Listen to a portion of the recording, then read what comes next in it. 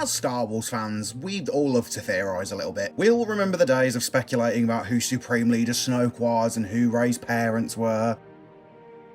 I've really missed those simpler times. And one of the more popular theories out there at the moment is that Mace Windu didn't actually die in Revenge of the Sith and that he's actually been out there in the galaxy the entire time. And it's actually a theory that I see pretty often, especially lately, and plenty of fans are actively lobbying for Mace Windu to come back in a new project. But to me, this is quite possibly one of the worst ideas I've ever heard for Star Wars, like by quite a bit.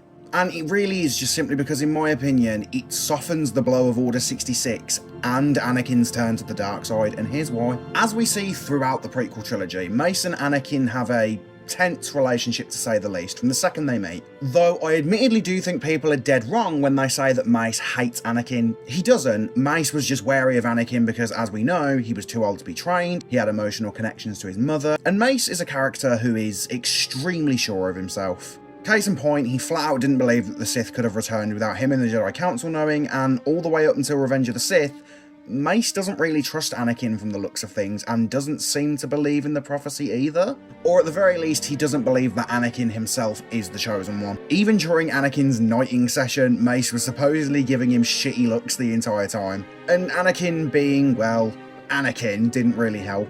Anakin was a very brash, immature, and arrogant Jedi a lot of the time, and this both A, didn't help Mace like him anymore, and B, made Anakin dislike the fact that Mace didn't treat him how he wanted. The two were very far from being the best of friends, let's be honest. Mace had reservations about Anakin, and Anakin really just wasn't a fan of the fact that Mace was kind of a dick to him. And then we get to the scene in episode 3. Keep in mind as well that Mace literally tells Anakin that if Anakin is telling the truth, Anakin will have finally gained Mace's trust, but as we obviously know, Anakin gave Mace the good old Skywalker treatment. This ends the conflict between these characters really well in my opinion, and it also starts Order 66 and the downfall of the Jedi Order with the supposed chosen one aiding in the death of the second leading member of the Jedi Order. Part of me just loves the fact that the first person Anakin aids in killing is a man who has held him back for most of his life and judged him for the entire time he's been a Jedi. It's great. I think if you bring Mace Windu back, it not only undermines Anakin's switch to the dark side, but it just takes important weight away from the start of Order 66 and Palpatine's rise to power. But also, I'm not gonna lie, the ideas that people have for bringing him back are so boring. The main one that I often hear is that Mace should come back and have this big, massive knockout fight with Darth Vader, but the issue there is, we already know what's gonna happen.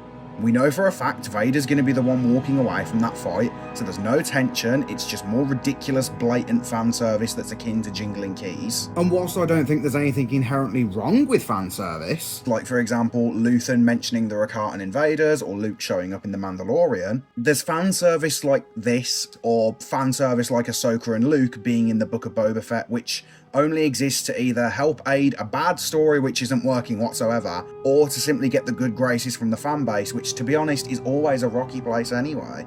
I just don't think it's a good idea in the slightest. Not only does it kind of fuck with a really important and defining moment in the Star Wars movies, there's no tension behind it whatsoever. Let's for example say this happened and both Mace and Darth Vader lived to tell the tale. You've then got the question of, well, where was Mace during episode 4, 5 and 6? And I'm not saying we can't have Windu back at all in some degree. Obviously we saw him recently in the Tales of the Jedi show, but since that's a prequel to the prequel trilogy, that's fine. It's the idea specifically of retconning his death that I don't like, and it would just kind of suck. And this is the kind of stuff that should be left to fan films and not official canon Star Wars media. Now, I know this video might potentially annoy some people. I know Mace Windu is a beloved character and people do want him back, but at the end of the day, it's an opinion on a galaxy far, far away and arguably a pretty niche topic in general. It's not that deep. Before I end this video though, I just want to say thanks for the support on my recent Andor video.